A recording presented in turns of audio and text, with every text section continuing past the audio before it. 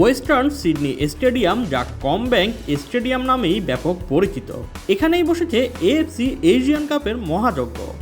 বাংলাদেশের মেয়েরা প্রথমবারের মতো অংশ নিয়েছে এশিয়ার সেরাদের মঞ্চে, যাদের জন্য এবারের এশিয়ান কাপটা স্বপ্নের মতো।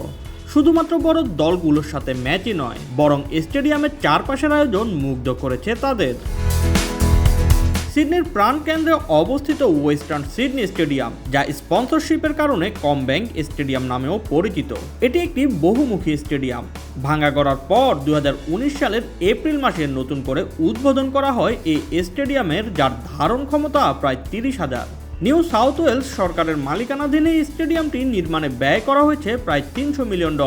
এখানে মূলত rugby league, football, rugby union সহ কনসার্ট ও বিশেষ অনুষ্ঠানের আয়োজন করা হয়, তাই স্টেডিয়াম ঘিরেও আয়োজন ব্যাপক। পুরো স্টেডিয়ামের চারপাশেই এখন এএফসি এশিয়ান কাপের জন্য সাজ রব। তবে আগে থেকেই স্টেডিয়াম ঘিরে ব্যবস্থা করা হয়েছে কিডস জোনের, বাচ্চাদের জন্য স্লাইডার, রোপ ক্লাইম্বার, আছে ছোট ছোট বাস্কেটবল গ্রাউন্ড, নানান শারীরিক ব্যায়ামের আয়োজন।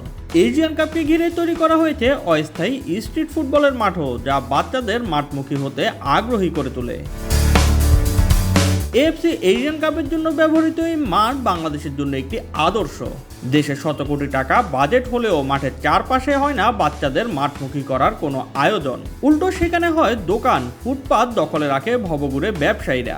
অপরিষ্কার ও নোংরা পরিবেশ যেন বাচ্চাদের মাঠ থেকে দূরে ঠেলে দেয়। সিডনির এই কমব্যাংক স্টেডিয়াম বাংলাদেশের জন্য যেন দিয়ে রাখলো বার্তা, এশিয়ার সেরাদের সাথে লড়াই করতে শুধু খেলার প্রস্তুতি নয়, বরং দিতে হবে উপযুক্ত পরিবেশও। বাচ্চাদের খেলার আগ্রহী করে তুলতে এমন উদ্যোগ নিতে হবে দেশের ক্রীড়া সংশ্লিষ্ট বড় কর্তাদের। Shoaib Shams, BD sports time.